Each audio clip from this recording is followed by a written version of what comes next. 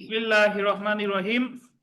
আজকে হচ্ছে 2 নভেম্বর 2025। আমাদের বাংলাদেশ বার কাউন্সিল প্রিলিমিনারি পরীক্ষার দণ্ডবিধির ষষ্ঠ ক্লাস। আজকে আমরা আলোচনা করব মিথ্যা সাক্ষ্য দান এবং মিথ্যা সাক্ষ্য উদ্ভাবন। এই সম্পর্কে আলোচনা করা হয়েছে 191 থেকে 229। তো তার মধ্যে দেখেন, প্রথমেই চলে আসি ধারা 191, মিথ্যা সাক্ষ্য দান, giving false evidence. Giving false evidence, মিথ্যা সাক্ষ্য দান হলো যে আপনি একটা ফৌজদারি বলেন দেওয়ানি মামলায় সাক্ষ্য গ্রহণ করা শুরু হয় কখন? ফৌজদারি মামলা চার্জ গঠনের পরে, দেওয়ানি মামলা ইস্যু গঠনের পরে আপনি সাক্ষ্য দিতে এসে আপনি মিথ্যা কথা বলে গেছেন যে হত্যা করছে একজন, আপনি নাম বলে গেছেন আর একজনের, এটাই হলো মিথ্যা সাক্ষ্য দান। এখন মিথ্যা সাক্ষ্য দান এটার সংজ্ঞা দিছে 191 ধারায়, আমরা একটু পড়ি দেখেন। যে ব্যক্তি সত্য কথনের জন্য হলফ বা আইনের প্রকাশ্য বিধান বলে আইনত বাধ্য হয়ে, বা কোনো বিষয়ে কোনো ঘোষণা করার জন্য আইন বলে বাধ্য হয়ে এমন কোনো বিবৃতি দান করে যা মিথ্যা বা যা মিথ্যা বলে জানে, সেই ব্যক্তি মিথ্যা সাক্ষ্য দান করেছে বলে কি হবে বলেন? তো উপাদান যদি দেখেন, কোনো ব্যক্তি মিথ্যা সাক্ষ্য দান করেছে বলে গণ্য হবে যদি সে, আন্ডারলাইন করেন, শপথ বা আইনের প্রকাশ্য বিধান বলে সত্য বলতে বা ঘোষণা করতে বাধ্য হয়ে। আর যখন সে শপথ বাক্য পাঠ করে সাক্ষ্য দান করে, দেখেন আদালতে, কোর্ট, ফৌজদারি মামলার ক্ষেত্রে যদি বলি, কোর্টে উপস্থিত কাঠগড়ায় দাঁড়ায় কথা বললেই কিন্তু সেটা সাক্ষ্য না। জামিন শুনানির সময় যদি কোনো কথা বলে, ওটা কি সাক্ষ্য? ওটা সাক্ষ্য না। ডিসচার্জ শুনানির সময় যদি কোনো কথা বলে, ওটা সাক্ষ্য? সাক্ষ্য না। তাহলে সাক্ষ্যটা কখন? যখন চার্জ গঠন হয়ে গেছে তখন যদি বলে, তখন সেটা হচ্ছে সাক্ষ্য। সে বাধ্য হয়ে এমন কোন বক্তব্য প্রদান করে যেটা মিথ্যা, বা যেটাকে সে মিথ্যা বলে জানে বা বিশ্বাস করে, বা সেটা যে সত্য না তা কি বিশ্বাস করে। মোট কথা হলো যে সে ইচ্ছা করে এই কাজটা করছে। বলছিল হত্যা করছে লুৎফর সাহেব, বলে দিলাম বিমল সাহেব, এটা হলো মিথ্যা সাক্ষ্য। এখন চলে আসি মিথ্যা সাক্ষ্য উদ্ভাবন কি। মিথ্যা সাক্ষ্য উদ্ভাবন, ফেব্রিকেটিং ফলস এভিডেন্স। আমি আপনাদের সবসময় বলি যে আপনারা অনেকে ইংরেজিতে দুর্বল, অনেকেই না, আমি যাদের পড়াই অধিকাংশ ইংরেজিতে দুর্বল, বাট আমরা এখানে যেটা যে ছোট ছোট ইংরেজি পড়ি, ধরেন মিথ্যা সাক্ষ্য দান করছি, গিভিং ফলস এভিডেন্স, এইটুকু আমার জানতে হবে।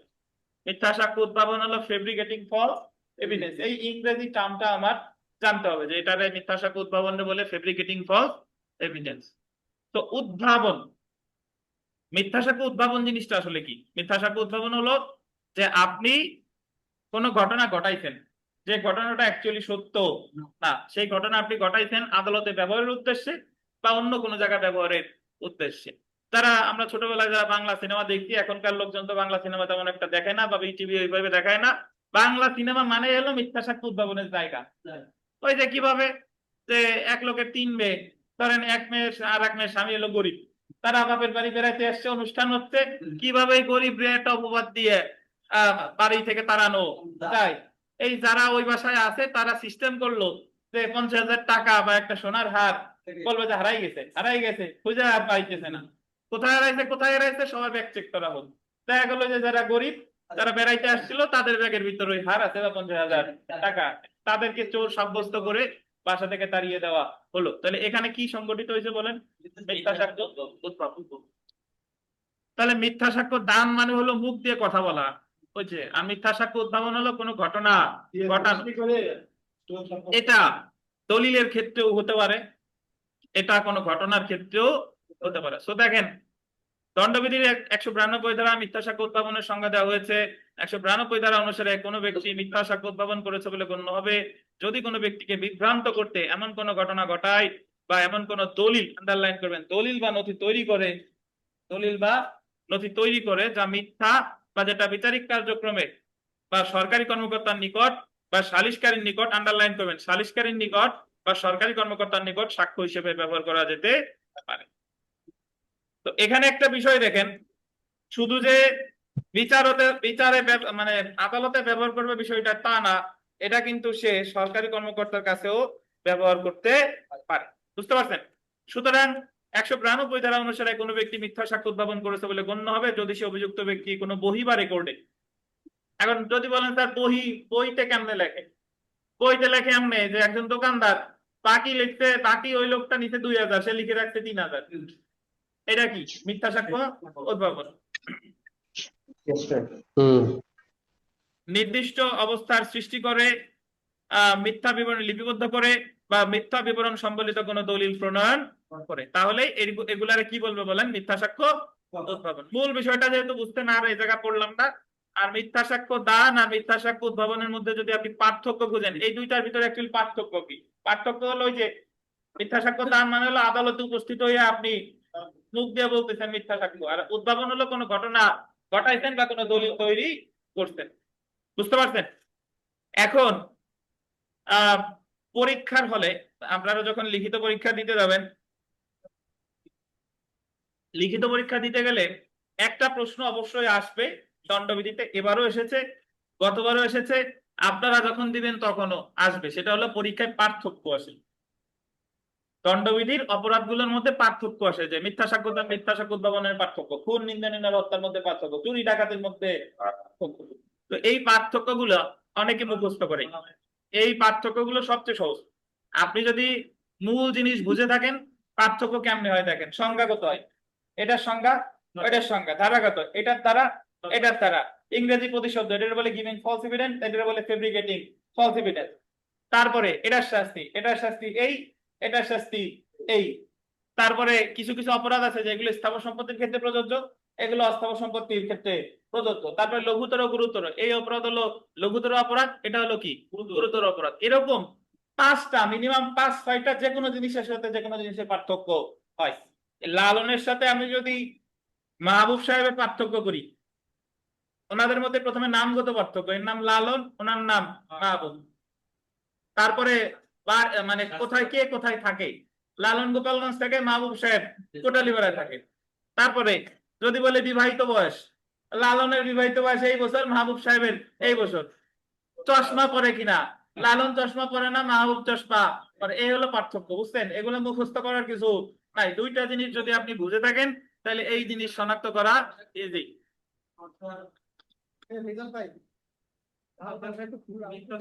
হ্যাঁ, জানালা একটু আটকাই দেন সবাই দয়া করে। আমরা 193 ধারায় সাদাতে চলে আসি। দেখেন, মিথ্যা সাক্ষ্য উদ্ভাবন বোঝেন নাই তাই? আচ্ছা, বুঝাবানি। মিথ্যা সাক্ষ্য উদ্ভাবন লুৎফর সাহেব বুঝছেন? বলেন মিথ্যা সাক্ষ্য উদ্ভাবন কি বলেন, বলেন। মিথ্যা সাক্ষ্য উদ্ভাবন বলছি, উনারে বোঝান। মিথ্যা সাক্ষ্য উদ্ভাবন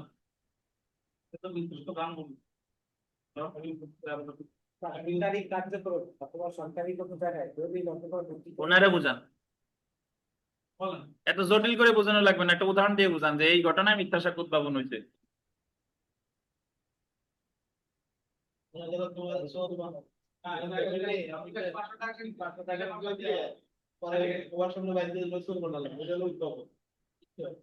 আপনি ফেরদৌস সাহেব, আপনার একটা মোবাইল এ জায়গায় আপনি রেখে ওয়াশরুমে গেছেন, এখন ওই মোবাইলটা আমি নিয়ে দেখা গেল যে লুৎফর সাহেব উনি চুপচাপ থাকে, ওনার পকেটে ভরে দিয়ে চলে গেছি। এখন আপনি আইসে তো মোবাইল খুঁজে পাইতেছেন না, মোবাইল কে নিল? সবার বললাম যে সবার জামা কাপড় চেক করেন, পকেট চেক করেন। তো লুৎফর সাহেব তো জানে না, দেখা গেল লুৎফর সাহেবের পকেটের ভিতর মোবাইল। তাহলে এই জায়গা আমি এই যে লুৎফর সাহেবের পকেটে মোবাইলটা রাখলাম, আমি এই জায়গায় মিথ্যা সাক্ষ্য উদ্ভাবন করেছি। বুঝছেন? মানে কোনো ঘটনা ঘটানো। আমি এই জায়গা ধরেন আপনি আমারে কোর্স ফির 5,000 টাকা দিচ্ছেন, কিন্তু আমি ইচ্ছা করে লিখি নেই, এই জায়গায় মিথ্যা সাক্ষ্য উদ্ভাবন করছি, যে বললাম যে সবাই টাকা দিছে, ফেরদৌস দেয় না। ফেরদৌস যদি বলে যে আমি তো দিচ্ছি স্যার, কিন্তু আমি বললাম যে না, এই জায়গা তো লেখা নাই, এটা কি মিথ্যা সাক্ষ্য উদ্ভাবন। এটা দলিলে হতে পারে, এটা ঘটনার দিক দিয়ে হতে পারে। বুঝছেন? আচ্ছা, এখন শাস্তিতে আসেন। ধারা 193, মিথ্যা সাক্ষ্য প্রদান বা উদ্ভাবনের শাস্তি, punishment for giving or fabricating false evidence. 193 ধারায় মিথ্যা সাক্ষ্য দান এবং মিথ্যা সাক্ষ্য উদ্ভাবন উভয় অপরাধের শাস্তি উল্লেখ করা হয়েছে। উভয় অপরাধের শাস্তি একই, যদিও দুইটা অপরাধের সংজ্ঞা আলাদা আলাদা বা দুইটা অপরাধের শাস্তি এক। প্রথমটা দেখেন, বিচারিক কার্যক্রমে গোল্ডেন জুডিশিয়াল প্রসিডিং এ মিথ্যা সাক্ষ্য দান বা মিথ্যা সাক্ষ্য উদ্ভাবনের শাস্তি হইতে পারে অর্থদণ্ড সহ যে কোনো বর্ণনা 7 বছর কারাদণ্ড। জুডিশিয়াল প্রসিডিং মানে হলো বিচারে, যদি বলেন স্যার কিসের বিচারে, দেওয়ানি মামলার বিচার হতে পারে, ফৌজদারি মামলার বিচারও হতে পারে, কোনো বিচারে এসে যদি কোনো সাক্ষী মিথ্যা কথা বলে তাহলে সে মিথ্যা সাক্ষ্য দান করেছে বলে গণ্য হবে। এখন যদি আবার বলেন স্যার সে যে মিথ্যা সাক্ষ্য দিল এটা বুঝবো কেমনে, ভাই এটা সাথে সাথে বোঝা যায় বা 10 বছর পরে যেও বোঝা যায়। ধরেন আমি কেমনে বুঝবো, যদি এখন কেউ বলে যে যুদ্ধ অপরাধের মামলায় অমুক রে যে ফাঁসি দেওয়া হয়েছে, ওই মামলায় যে সাক্ষীরা সাক্ষ্য দিছে এরা হলো সব মিথ্যা সাক্ষ্য দিছে, তাহলে তাদের বিরুদ্ধে এখন মামলা হবে। বুঝছেন? আচ্ছা। এবং অন্যান্য ক্ষেত্রে মিথ্যা সাক্ষ্য দান বা মিথ্যা সাক্ষ্য উদ্ভাবনের শাস্তি হতে পারে অর্থদণ্ড সহ যে কোনো বর্ণনার কারাবাস, যা কত বছর হতে পারে? 3 বছর। এখন আপনি যদি বলেন স্যার আদালত ছাড়া আর অন্য কার কাছে সাক্ষ্য দেয়, সালিসকারী, মধ্যস্থতাকারী, এই সকল এদের কাছে যদি দেয় তাহলে সেই ক্ষেত্রে কত বছর? 3 বছর। আর আদালতের কাছে দিলে 7 বছর। পাশে লিখে রাখেন জামিনযোগ্য, এই 7 বছরও জামিনযোগ্য, 3 বছরও জামিনযোগ্য।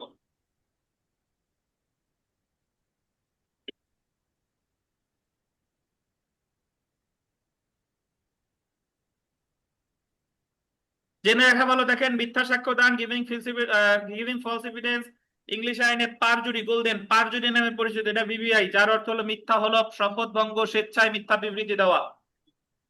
বলবে ইংলিশ আইনে পারজুরি কাকে বলে?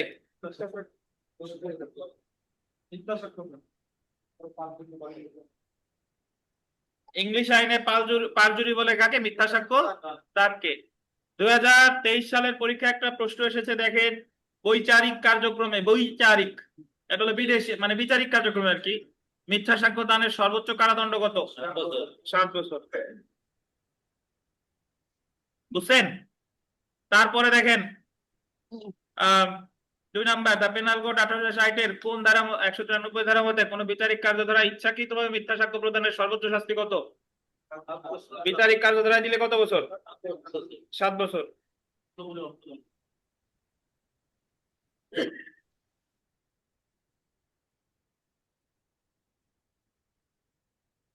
তারপরে দেখেন কোন জুডিশিয়াল প্রসিডিং এ ইচ্ছাকৃতভাবে মিথ্যা সাক্ষ্য প্রদানের শাস্তি বিধান বর্ণিত হবে দ্য পেনাল কোড 1860 সেকশন কততে? 193। জি। তো এখানে সেলফ প্র্যাকটিসের যে প্রশ্নগুলো আছে এগুলো বিশেষ করে আমি এখানে 10 নাম্বার প্রশ্নটা পড়বো, 10 নাম্বার। আর শাকিল এই 10 নাম্বার প্রশ্নটা জোরে পড়েন। জেডের বিরুদ্ধে 1,000 টাকার জন্য পি একটি ন্যায্য দাবির সমর্থনে এক বিচারে এ এই বলে মিথ্যা হলফ করে যে জেড কে পি এর দাবির ন্যায্যতা স্বীকার করেছে, শুনেছে, এর অপরাধ কি? আসলে সে শুনে নাই, কিন্তু সে আদালতে এসে বলতেছে যে আমি শুনছি, তাহলে এই জায়গায় সে কি করছে? মিথ্যা সাক্ষ্য দান করেছে বলে গণ্য হবে। 11 গুরুত্বপূর্ণ, 11 ফেরদৌস। আচ্ছা মিলন পড়েন অনেক জোরে, 13 নাম্বার প্রশ্নটা মিলন। এ সত্য বলার জন্য শপথ অনুসারে না 13 হ্যাঁ। এ বি এর পকেটে এই উদ্দেশ্যে কিছু অলংকার রাখে যে উক্ত অলংকার উক্ত পকেটে পাওয়া যেতে পারে এবং এই ঘটনার জন্য বি চুরির অপরাধে দণ্ডিত হতে পারে, এর অপরাধ কি? এর অপরাধ কি বলেন? মিথ্যা সাক্ষ্য। বুঝছেন?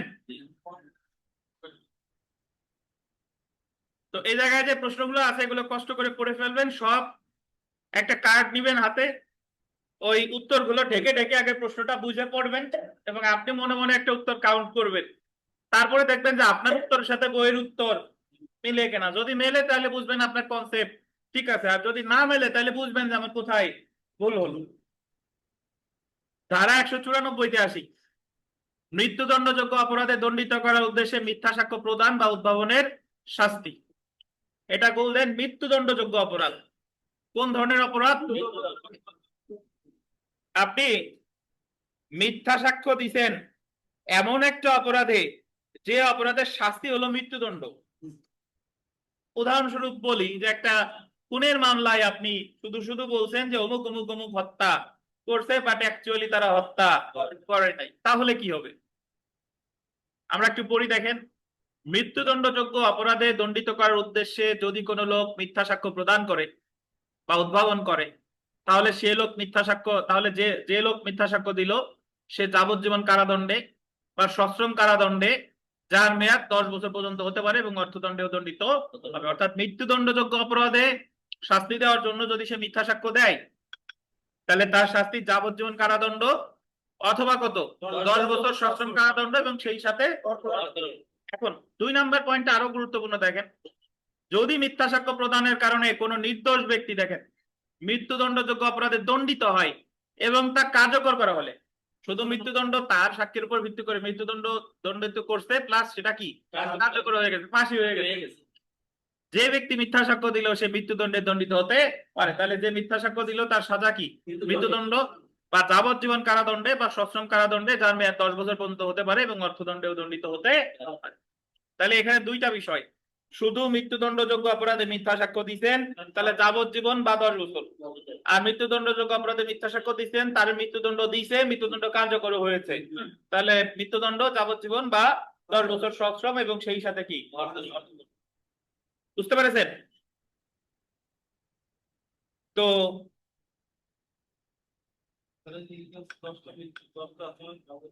বলেন বলেন 10টার ভিতরে এই যে একটা দণ্ডবিধিতে যে 10টা দণ্ডবিধিতে যে 10টা মৃত্যুদণ্ডযোগ্য ধারা আছে তার ভিতরে এই যে একটা,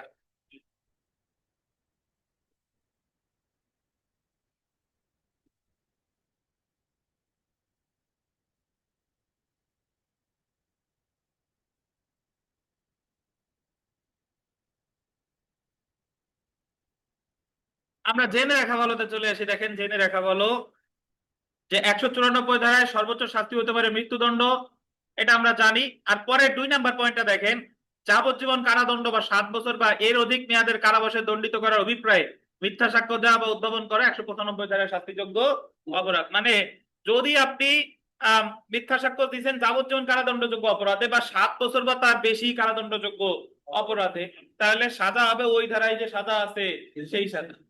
বুঝছেন? যদি আপনি যাবজ্জীবন কারাদণ্ডযোগ্য অপরাধে মিথ্যা সাক্ষ্য দেন তাহলে আপনার সাজা হতে পারে যাবজ্জীবন কারাদণ্ড। যদি 10 বছর মেয়াদি কোনো অপরাধের কারাদণ্ডযোগ্য অপরাধে মিথ্যা সাক্ষ্য দেন তাহলে সাজা হবে কত 10 বছর। এটাই বলা আছে 195 ধারায়। এছাড়া দণ্ডবিধির 196 থেকে 200 ধারা পর্যন্ত মিথ্যা সাক্ষ্য খাঁটি বলে ব্যবহার করার শাস্তি উল্লেখ করা হয়েছে। 196 থেকে 200 ধারা পর্যন্ত মোটামুটি একই সাজা। 196 থেকে 200 ধারায় মিথ্যা সাক্ষ্য ব্যবহার, মিথ্যা সার্টিফিকেট ইস্যু, স্বাক্ষর করা, মিথ্যা সার্টিফিকেট সত্য হিসেবে ব্যবহার করা, কোনো ঘোষণা বা বক্তব্য মিথ্যা জেনে সত্য হিসেবে ব্যবহার করার শাস্তি হলো মিথ্যা সাক্ষ্য প্রদানের বা মিথ্যা সাক্ষ্য উদ্ভাবনের যে শাস্তি সেই শাস্তি। অর্থাৎ যেটা মনে রাখবেন, পরীক্ষায় আসে মিথ্যা সার্টিফিকেট ইস্যুর শাস্তি কি, মিথ্যা সার্টিফিকেট ইস্যুর শাস্তি ওই 196 থেকে 200 ধারার মধ্যে, বাট 193-তে যে সাজা এই জায়গাও সেই সাজা। তাহলে আমার মনে রাখতে হবে কি কি এই জায়গায়, মিথ্যা সাক্ষ্য দান 191, এটারে বলে পাঁচজরি, মিথ্যা সাক্ষ্য উদ্ভাবন 199, এই দুইটার শাস্তি আলোচনা করছে 193, 7 বছর 3 বছর। মৃত্যুদণ্ডযোগ্য অপরাধে দিলে 194 ধারায় যাবজ্জীবন 10 বছর, আর মৃত্যুদণ্ড কার্যকর হলে মৃত্যুদণ্ড যাবজ্জীবন বা 10 বছর। আর যাবজ্জীবন কারাদণ্ডযোগ্য অপরাধে দিলে 195, ওই অপরাধের যে সাজা সেই সাজা। আর 196 থেকে 200 ধারা পর্যন্ত যত সাজা আছে সব 193 মতো, 7 বছর 3 বছর। যেরকম মিথ্যা সার্টিফিকেট ইস্যু যদি আপনি বিচারিক কার্যক্রমে ব্যবহার করেন 7 বছর, যদি আদার দেন বিচারিক কার্যক্রমে হয় তাহলে কয় বছর, 3 বছর। তো সেলফ প্র্যাকটিসের 3, 4, 6 নাম্বার প্রশ্নটা পড়ি। দেখেন, নিম্নলিখিত কোন কাজের জন্য একজন ব্যক্তি মিথ্যা সাক্ষ্য প্রদানের অপরাধে দণ্ডিত হবে? মিথ্যা সার্টিফিকেট ইস্যু করা, মিথ্যা সার্টিফিকেট সত্য বলে ব্যবহার, মিথ্যা সাক্ষ্য ব্যবহার করা, উপরে সবগুলো। কি বলে? উপরে সবগুলো।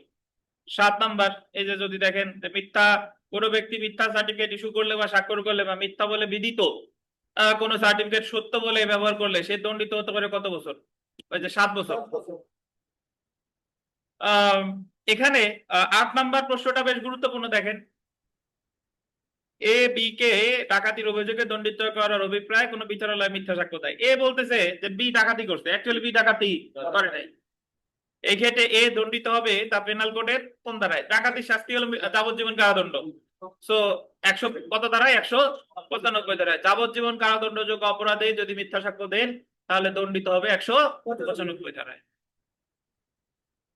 তো মিথ্যা সাক্ষ্য দান এবং মিথ্যা সাক্ষ্য উদ্ভাবন নিয়ে কোনো প্রশ্ন থাকলে দ্রুত করেন, আর না হলে আমরা পরের টপিকে চলে যাব। এই যে এবারও এবারও প্রিলি পরীক্ষায় এই মিথ্যা সাক্ষ্য দান উদ্ভাবন থেকে প্রশ্ন এসেছে, বুঝতে পারছেন? তো সেই হিসেবে আমরা যতটুকু পড়ছি এতটুকু মনে রাখতে পারলেই ইনশাল্লাহ আপনি সফল হবেন। আচ্ছা, আমরা চলে এসে ধারা 201। অপরাধীকে গোপন করার জন্য অপরাধের সাক্ষ্য গোল দিবেন, সাক্ষ্য অদৃশ্য করে দেওয়া বা মিথ্যা তথ্য সরবরাহ করা, causing disappearance of evidence of offense or giving false information to screen offender। Actually 201 ধারায় বলছে যে অপরাধ করার পর যদি কেউ সাক্ষ্য বিনষ্ট করে ফেলে, সাক্ষ্য বিনষ্ট, একজন গরু চুরি করার পরে গরু পিকনিক করে খেয়ে ফেলছে, মানে মূল অপরাধ হলো চুরি, আর সাক্ষ্য বিনষ্ট করে ফেলছে ওই পিকনিক করে বা বিক্রি করে ফেলছে। এইগুলা হলো কি? সাক্ষ্য বিনষ্ট করা। খুন করার পর লাশ গুম করছে, খুন করার পরে ব্যবহৃত পিস্তল, ছুরি এগুলা এক জায়গায় পুঁতে রাখছে, বুঝতে পারছেন? তাহলে যে এইগুলা করছে মূল অপরাধী তো ওইটাই হলো। ধরেন মিলন খুন করছে, মিলন খুন করার পর আখিনুর রে কইছে যে বন্ধু কাজ তো কটাই ফেলছে, তুমি আমার বাঁচাও। তো বলে যে তুই এদিকে আয়, আমরা লাশ এই জায়গা পুঁতে রাখতেছি। তাহলে মিলন হলো খুনি আর 302, আর আখিনুর যে লাশ পুঁতে রাখলো, আখিনুরের বিরুদ্ধে হবে কত ধারায়? 201। তো এটা আমরা দেখি, কোন অপরাধ সংগঠিত হয়েছে জেনেও যে ব্যক্তি অপরাধীকে আইনগত শাস্তি হতে বাঁচানোর জন্য সাক্ষ্য গোল দিবেন বিনষ্ট করে, সে নিম্নলিখিতভাবে শাস্তি পাবে। যদি অপরাধটি গোল দিবেন মৃত্যুদণ্ডে দণ্ডনীয় অপরাধ হয়, তাহলে অর্থদণ্ড সহ 7 বছর যে কোনো গণনার কারাদণ্ড। এই কথার অর্থ কি? আপনি যদি মৃত্যুদণ্ডে দণ্ডনীয় কোনো অপরাধের সাক্ষ্য বিনষ্ট করেন তাহলে সাজা কত বছর? 7 বছর। কিরকম? ওই যে লাশ গুম করছেন, তাহলে খুন করার শাস্তি তো মৃত্যুদণ্ড, তাহলে মৃত্যুদণ্ডযোগ্য অপরাধের সাক্ষ্য বিনষ্ট করলে কত বছর? 7 বছর। যদি অপরাধটি দেখেন যাবজ্জীবন কারাদণ্ড বা 10 বছর কারাদণ্ডে দণ্ডনীয়, 10 বছর পর্যন্ত বলছে, যাবজ্জীবন কারাদণ্ড বা কি 10 বছর পর্যন্ত কারাদণ্ডে দণ্ডনীয় কোন অপরাধ হয়, তাহলে সাজা কত? 3 বছর। 3 বছর। ওই যে ডাকাতি করার পরে ডাকাতির যে মালামাল আছে বা অন্যান্য আছে সবকিছু অদৃশ্য করে ফেলছেন, তাহলে ডাকাতির শাস্তি তো যাবজ্জীবন কারাদণ্ড, তাহলে এই ক্ষেত্রে সাজা হতে পারে কত? 3 বছর। যদি অপরাধটি অনধিক 10 বছর কারাদণ্ডে দণ্ডনীয় হয়, মানে লেস দেন 10 ইয়ার্স, 10 বছরের কম, একদিন থেকে শুরু করে 10 বছরের কম, সর্বোচ্চ 10 না, তাহলে উক্ত অপরাধটির জন্য নির্ধারিত কারাদণ্ডের 1/4 গোল দিবেন, 1/4 কারাদণ্ডে দণ্ডিত হবে, জরিমানা সহ বা উভয়। তাহলে আমার এই জায়গা মনে রাখা খুব সহজ, মৃত্যুদণ্ড হলে 7 বছর, যাবজ্জীবন 10 বছর পর্যন্ত হইলে 3 বছর, আর 10 বছরের কম হইলে 4-এ রাখা। ঠিক আছে? 201 ধারায় উল্লেখিত কোন অপরাধে কোনো ব্যক্তিকে দণ্ডিত করতে হলে অন্য আরো একটি অপরাধ প্রকৃতপক্ষে সংগঠিত হতে হবে। কারণ আপনি কি বিনষ্ট করবেন সেটা তো আগে কোনো অপরাধ আগে হওয়া লাগবে, তারপরে সেই অপরাধের সাক্ষ্য আপনার বিনষ্ট করতে হবে।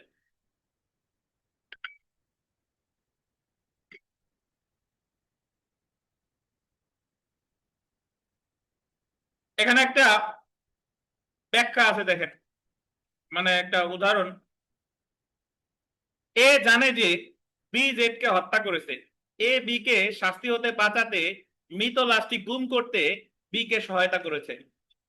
এ 201 ধারায় অপরাধ করেছে। আর লুৎফর সাহেব বলেন তো বি কি অপরাধ করছে? বি কি করছে? প্রশ্ন নাই আপনার বলতে? প্রশ্ন থাকার দরকার নাই। আপনি শুনছেন না যে একজন ব্যক্তি হত্যা করছে, তারে বাঁচানোর জন্য লাশ গুম করছে, তাহলে যে গুম করলো সে তো 201, আর আরেকজন কি হবে? সাক্ষ্য বিনষ্ট।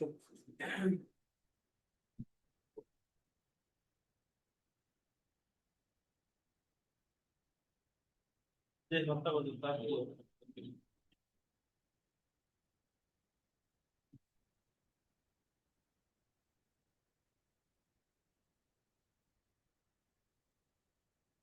যে অপরাধ করছে সে তো খুনি, তো সে 302, বুঝছেন? আমরা চলে আসি 202 ধারায়। 202 ধারায় বলতেছে তথ্য প্রদানে বাধ্য ব্যক্তি কর্তৃক ইচ্ছাকৃতভাবে অপরাধের তথ্য প্রদানে বিরত থাকা।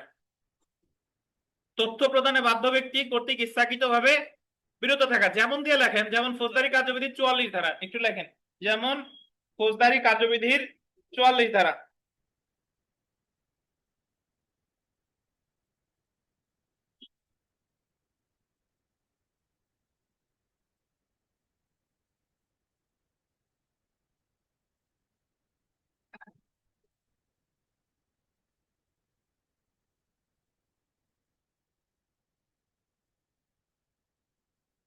তথ্য প্রদানে বাধ্য ব্যক্তি ফৌজদারি কার্যবিধির 44 ধারা আমি একটু মনে করাই দিই। দেখেন, ফৌজদারি কার্যবিধির 44 ধারায় বলছে যে যদি কোনো ব্যক্তির সামনে কোনো হত্যাকাণ্ড সংঘটিত হয় বা গুরুতর কোনো অপরাধ সংঘটিত হয়, সে শুধু দেখলেই হবে না, এই জিনিসটা অভয় নিকটস্থ থানায় তাকে দিতে হবে। সে যদি চুপ করে চলে যায় তাহলে সে দণ্ডিত হবে কত ধারায়? 200, দণ্ডবিধির 202 ধারায়। এখন দিনেশ আবার বলবে যে সে যে দেখে চুপ করে চলে গেল, এটা জানলো কেটা? আছে, আইসে উনি ওই, আর বললাম না, আইসে আর কি। দেখেন, তাহলে তথ্য প্রদানে বাধ্য ব্যক্তি ইচ্ছাকৃতভাবে অপরাধের তথ্য গোপন করলে সাজা কত? দেখেন, যে কোনো গণনার কত দিন? 6 মাস। আচ্ছা, তারপরে 203টা দেখেন, সংগঠিত অপরাধ বিষয়ে মিথ্যা তথ্য দেওয়া, giving false information respecting an offence committed. মানে অপরাধ হইছে একটা আর আপনি থানায় গিয়ে গিয়ে বলছেন আর একটা। হইছে এক জিনিস, হয় কম হইছে যায় বেশি বলছেন, নাহলে বেশি হইছে যায় কম বলছেন, তাহলে সাজা কত? যে কোনো বর্ণনার 2 বছর কারাবাস, অর্থদণ্ড বা উভয়। 204 ধারা দেখেন, 204 ইম্পর্টেন্ট। বিচারালয়ে বা সরকারি কর্মকর্তার নিকট আইনত কোনো কার্যধারায় সাক্ষ্য দাখিল করতে আইনত বাধ্য হয়ে যে ব্যক্তি কোনো দলিল গোপন বা ধ্বংস করে, এটা গুরুত্বপূর্ণ। মানে আপনি একটা দলিল আদালতে হাজির করতে বাধ্য, আপনার নাই, যার নাই তার পড়া লাগবে না, আপনার জন্য ডিসকাউন্ট। ধরেন কার কার বইতে নাই? লুৎফর সাহেবের বইতে নাই, বিমল সাহেবের বইতে নাই, যার বইতে নাই তার এটা পড়া লাগবে না, বেঁচে গেছে। তো বিচারালয়ে বা সরকারি কর্মকর্তার নিকট একটা দলিল হাজির করা লাগবে। আমরা ফৌজদারি কার্যবিধিতে পড়ছিলাম, আপনার মনে আছে কিনা, যে কোর্ট কোন দলিল হাজির করার জন্য 94 ধারায় সমন দিতে পারে, সার্চ ওয়ারেন্ট। পরবর্তীতে যদি হাজির না করে তারপর দেয় সার্চ ওয়ারেন্ট 93-তে।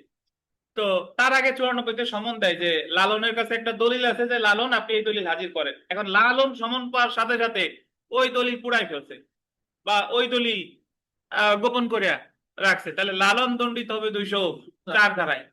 যে কোনো বর্ণনার অনধিক কত? 2 বছরের কারাবাস, অর্থদণ্ড বা উভয়। বুঝছেন?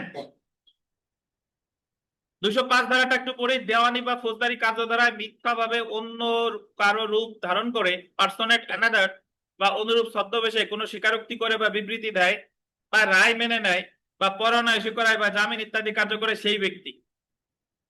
মানে আপনি ওই মামলার বাদী না, কিন্তু কোর্টে গিয়ে বাদীর ছদ্মবেশে মামলা প্রত্যাহার করে তুলে নিয়ে গেছেন। আপনি ওই মামলার বাদী না, কিন্তু কোর্টে গিয়ে বলতেছেন যে এর অনার আসামিরে জামিন দিলে আমার কোনো আপত্তি নাই। এই কাজ যদি আপনি ছদ্মবেশে করেন তাহলে আপনি দণ্ডিত হবেন কত ধারায়? 205 ধারায়। দেখেন, যে কোনো বর্ণনার অনধিক কত? 3 বছরের কারাবাস, অর্থদণ্ড বা উভয়। সো 205টা ইম্পর্টেন্ট, এই জায়গা 3টে স্টার দেন। আপনাদের বইতে নাই, আমি যার বইতে নাই তারাই ক্লাস শেষে এই ধারাটা ওই জাস্ট ওই পেজে একটু লিখে নেবেন দেখে। নতুন বই কেনার কোনো দরকার নাই, দরকার হলে আমার কাছে আইসেন, আমি একটা এডিশনাল পেজ দিয়ে দিব। আর নির্মলের মতো যদি বলেন যে স্যার 20-30 পেজ প্রিন্ট করে দিতে হবে, সেটা পারবো না। তো তাহলে বিষয়টা হলো যে ছদ্মবেশে কথাটা, এটা কতদিন আমরা পড়ছি? 170 ধারা। সরকারি কর্মচারী ছদ্মবেশ 170, সাদা 2 বছর।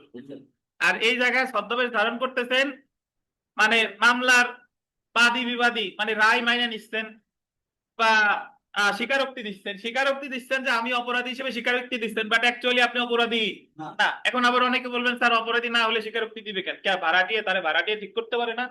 টাকা দিয়ে মূল আসামি বলছে যে তুমি অপরাধ 164 করো, তোমার এত টাকা দিবা না, তাহলে এইটাও আলাদা একটা অপরাধ। সাজা কত? 205-এ কত বছর? 3 বছর। বিগত বছরের প্রশ্ন দেখেন, দেওয়ানি মামলায় মিথ্যাভাবে অন্য কারো নাম ব্যবহারে কোনো স্বীকারোক্তি দিলে তার সর্বোচ্চ কারাদণ্ড কত বছর? 3 বছর। 2023-এ আসছে।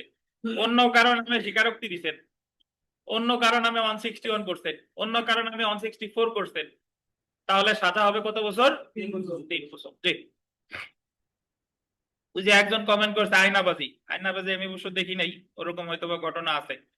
আচ্ছা দেখেন, তো তাহলে সেলফ প্র্যাকটিসের 1 2 3 5 আমরা সরাসরি চলে আসি ধারা 209। অসাধুভাবে আদালতে মিথ্যা দাবি উত্থাপন, dishonestly making false claim in court. আপনি আদালতে সিআর মামলা যখন করতে যান তখন আদালতে জবানবন্দি নাই কত দাঁড়ায় বলেন? 200 দাঁড়ায়। এখন জবানবন্দি নেওয়ার পরে ম্যাজিস্ট্রেট মহোদয়ের কাছে মনে হইছে যে এ তো জবানবন্দি মানে এই মামলা তো হবেই না, বরং এই যে মামলা করতে আসছে এটা হলো টোটালি মিথ্যা, তখন তার বিরুদ্ধে আবার অ্যাকশন হবে 209 ধারায়। দণ্ডবিধি 209 ধারা অনুসারে অসাধুভাবে আদালতে মিথ্যা দাবি উত্থাপন করার জন্য কোনো ব্যক্তি যে কোনো বর্ণনার কারাবাস যা 2 বছর পর্যন্ত হতে পারে এবং অর্থদণ্ডে দণ্ডিত হবে। 209 ধারায় কোনো ব্যক্তিকে দণ্ডিত করতে হলে নিম্নলিখিত শর্ত পূরণ করতে হবে, যথা দাবিটি আদালতে উত্থাপন করতে হবে, এমন দাবি মিথ্যা মর্মে উত্থাপনকারী জানে এবং সে উক্ত দাবি প্রতারণামূলক ভাবে বা অসাধুভাবে উত্থাপন করেছে বা কোনো ব্যক্তিকে ক্ষতি করার বা বিরক্তি করার অভিপ্রায় করেছে। যেমন লেখেন, যেমন সিআরপিসি এর 200 ধারার জবানবন্দি, যেমন সিআরপিসি এর 200 ধারার জবানবন্দি।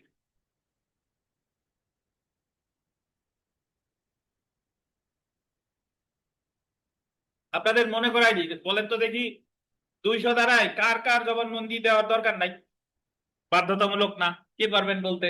সরকারি কর্মচারী যদি লিখিত হলে, সরকারি কর্মকর্তা হলে, স্বয়ং আদালত হলে, তাহলে তার জবানবন্দি নেওয়া বাধ্যতামূলক না।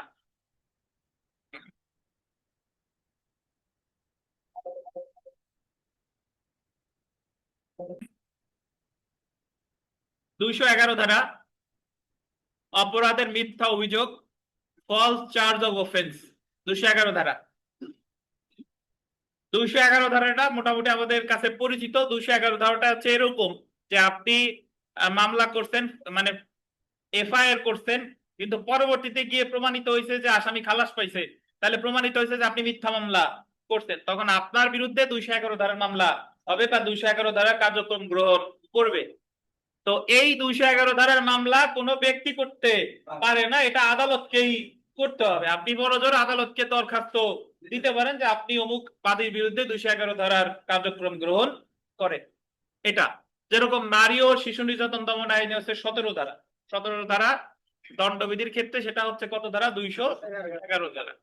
তো উপাদান যদি দেখেন, 211 ধারায় অভিযুক্ত ব্যক্তিকে দণ্ডিত করতে হলে নিম্নলিখিত শর্তসমূহ পূরণ করতে হবে, যথা অভিযুক্ত ব্যক্তি অন্য কোনো ব্যক্তির বিরুদ্ধে কোনো ফৌজদারি কার্যধারা দায়ের করেছে বা করায় আছে, কোন অপরাধ সংগঠন করেছে মর্মে মিথ্যাভাবে উক্ত ব্যক্তিকে কি অভিযুক্ত করেছে, আর এমন কার্যধারা বা চার্জ দায়েরের সময় অভিযুক্ত ব্যক্তি জানে যে এমন কার্যধারা বা চার্জ দায়েরের কোনো ন্যায্য বা আইনানুগ কারণ নেই, উক্ত ব্যক্তির ক্ষতি সাধনের অভিপ্রায়ে অভিযুক্ত ব্যক্তি এমন চার্জ বা কার্যধারা উক্ত ব্যক্তির বিরুদ্ধে দায়ের করেছে। মোট কথা হলো সে ক্ষতি করার জন্য এই কাজটা করেছে। শাস্তিতে যদি আসেন, শাস্তিটা গুরুত্বপূর্ণ। ক্ষতি সাধনের উদ্দেশ্যে কোনো ব্যক্তির বিরুদ্ধে অপরাধের মিথ্যা অভিযোগ দায়ের, দণ্ডবিধি 211 ধারায় শাস্তিযোগ্য অপরাধ। 211 ধারার প্রথম যে অংশ দেখেন, ক্ষতি সাধনের অভিপ্রায়ে কোনো ব্যক্তির বিরুদ্ধে ফৌজদারি কার্যক্রম দায়ের বা মিথ্যা চার্জ দায়েরের শাস্তি হইতে পারে যে কোনো বর্ণনার 2 বছর। তাহলে 211 প্রথম ভাগে যে সাজা আছে সেটা কত? 2 বছর। অথবা দেখেন, যদি এমন ফৌজদারি কার্যক্রম দেখেন মৃত্যুদণ্ড বা লেখেন বা মৃত্যুদণ্ড বা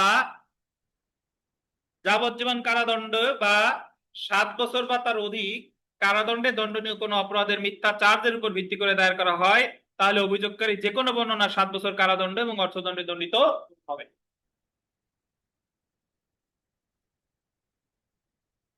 কি কি বলেন? মৃত্যুদণ্ড, যাবজ্জীবন কারাদণ্ড বা 7 বছর বা তার বেশি, এরকম কোন মিথ্যা মামলা যদি আপনি করেন তাহলে আপনার বিরুদ্ধে 211 ধারার মামলা হবে এবং আপনার সাজা হতে পারে সর্বোচ্চ কত? 7 বছর। তাহলে আমরা বলতে পারি যে 7 বছরের কম কারাদণ্ডযোগ্য অপরাধে মিথ্যা মামলা করলে সাজা হবে কত বছর? 2 বছর। উদাহরণ, মিথ্যা এজাহার বা অভিযোগ দায়ের এই ধারায় শাস্তিযোগ্য অপরাধ। তাহলে 209 আমরা আগেই জানছি। দেখেন 209 হলো অসাধুভাবে আদালতে মিথ্যা দাবি, 2 বছর সাজা। আর 211 তো মাত্র জানলাম, 210 আমাদের পড়ার প্রয়োজন নাই, 210 পড়ার প্রয়োজন নাই। বিগত বছর প্রশ্ন দেখেন, দ্য পেনাল কোড 1860 এর কোন ধারায় অসাধুভাবে আদালতে মিথ্যা দাবি উত্থাপন করার শাস্তির বিধান রয়েছে? কোন ধারায়? 209। অসাধুভাবে আদালতে মিথ্যা দাবি। এখন আপনি যদি বলেন স্যার 209 আর 211 এর মধ্যে পার্থক্য কি? 209 হলো ওই যে শেয়ার মামলা করতে গেছেন, কেবল জবানবন্দি দিছেন। আর 211 হলো মামলা আপনি জিআর বা নন জিআর করছেন, করার পরে পরে প্রমাণিত হয়েছে যে আসামি খালাস পাইছে, আর আপনি এটা করছেন কি? মিথ্যা। আচ্ছা, এরপরে 2 নাম্বার প্রশ্নটা যদি দেখেন, যে কোন ব্যক্তি মিথ্যা এজাহার করলে তার শাস্তির বিধান দণ্ডবিধির কোন ধারায় উল্লেখ আছে? 200 কত ধারা? 11 ধারা। কোন ব্যক্তি কারো ক্ষতি করার উদ্দেশ্যে ফৌজদারি মামলা দায়ের করলে তার শাস্তির বিধান দণ্ডবিধির কোন ধারায় উল্লেখ আছে? 211 ধারা। সোশ্যাল প্র্যাকটিসের 1, 4 এই প্রশ্নগুলা গুরুত্বপূর্ণ।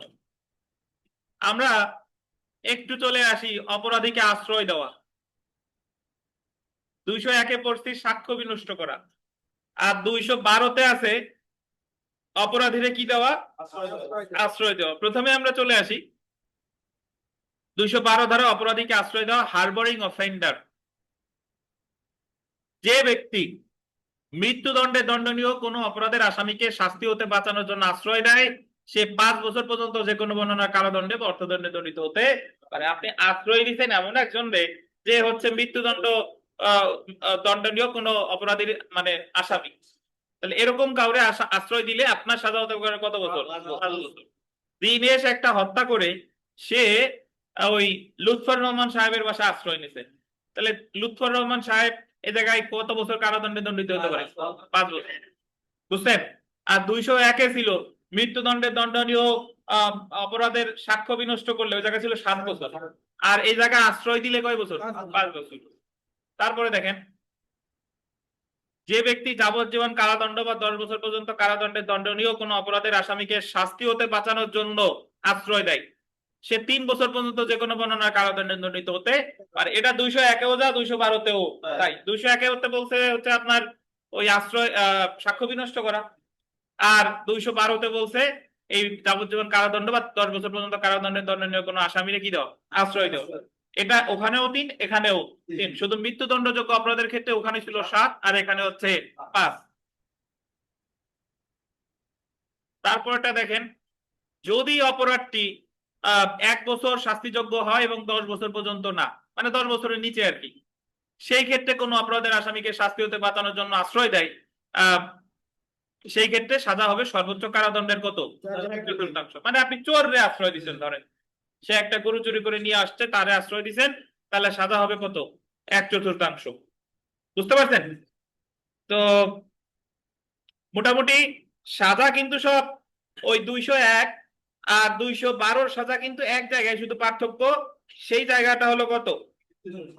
মৃত্যুদণ্ডযোগ্য অপরাধের সাক্ষ্য বিনষ্ট করলে ওই জায়গায় 201-এ হচ্ছে 7, আর এই জায়গায় 212 হলো 5, আর বাকি সাজা কিন্তু। তো এখানে জেনে রাখা ভালো একটা গুরুত্বপূর্ণ কথা আছে, সেটা হলো যে দণ্ডবিধির 212 ধারার অধীন অপরাধীকে আশ্রয় দানের জন্য বা অপরাধীকে লুকিয়ে রাখার জন্য শাস্তির বিধান করা হয়েছে, কিন্তু অপরাধীকে তার স্বামী বা স্ত্রী আশ্রয় দিলে স্বামী স্ত্রী 212 ধারায় দণ্ডিত হবে না, অর্থাৎ 212 ধারা স্বামী স্ত্রীর জন্য প্রযোজ্য হবে না। আমাদের দিনেশ, উনি আগে একটা সময় ওনার জীবনে এক বৈচিত্র্যপূর্ণ অধ্যায় পার করে আসছে। আগে ড্রাইভার ছিলেন নাকি দিনেশ? চুরি করে নাম ছিল না রাজু আহমেদ।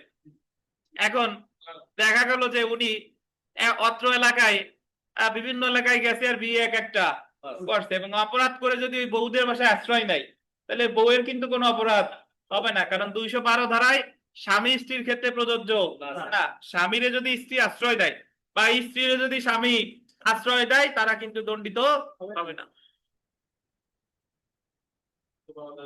তো বিগত বছরের প্রশ্ন দেখেন, অপরাধীকে আশ্রয় দান দণ্ডনীয় অপরাধ সংক্রান্ত বিধান নিম্নের কোন সম্পর্কের ক্ষেত্রে প্রযোজ্য নয়? কে কে? স্বামী বা স্ত্রী। এটা কিন্তু সাক্ষ্য বিনষ্টের ক্ষেত্রে প্রযোজ্য না, এটা শুধুমাত্র কি আশ্রয়ের ক্ষেত্রে প্রযোজ্য। 216 ধারা, যারা পুরাতন বই আছেন আপনাদের বইতে নাই, 216 ধারাটা একটু পড়ি দেখেন। হাজত হতে পলায়ন করেছে বা যাকে গ্রেফতারের জন্য আদেশ জারি করেছে উক্ত ব্যক্তিকে আশ্রয় দেওয়া।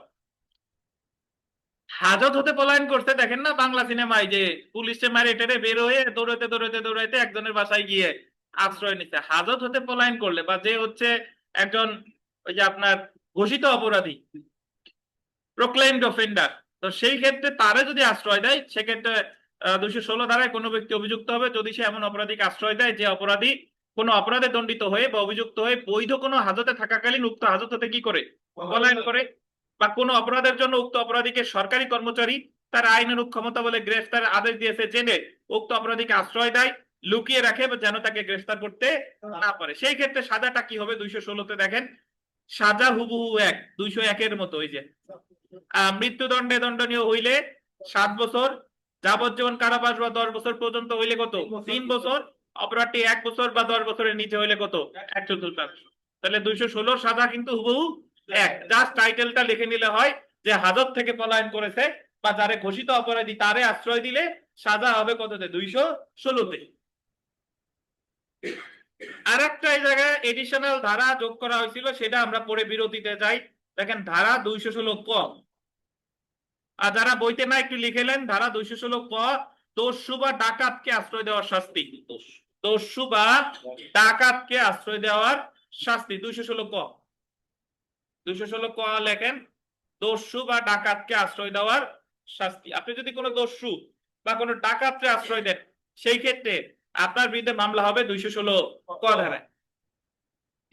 কোন ব্যক্তিবর্গ দস্যুতা বা ডাকাতি অনুষ্ঠানের উদ্যোগ করেছে বা সম্প্রতি দস্যুতা বা ডাকাতি অনুষ্ঠান করেছে মর্মে কোনো ব্যক্তি জেনে বা তার বিশ্বাস করার কারণ থাকা সত্ত্বেও তাদেরকে দস্যুতা বা ডাকাতি সংগঠনের সুযোগ করে দেওয়ার অভিপ্রায় বা তাদের যে কোনো একজনকে শাস্তি হতে বাঁচানোর অভিপ্রায় তাদের সকলকে বা কোনো একজনকে আশ্রয় দেয়, তাহলে যে ব্যক্তি আশ্রয় দিল সেই ব্যক্তি অর্থদণ্ড সহ অনধিক কত বছর 7 বছর সশ্রম কারাবাসে দণ্ডিত হবে।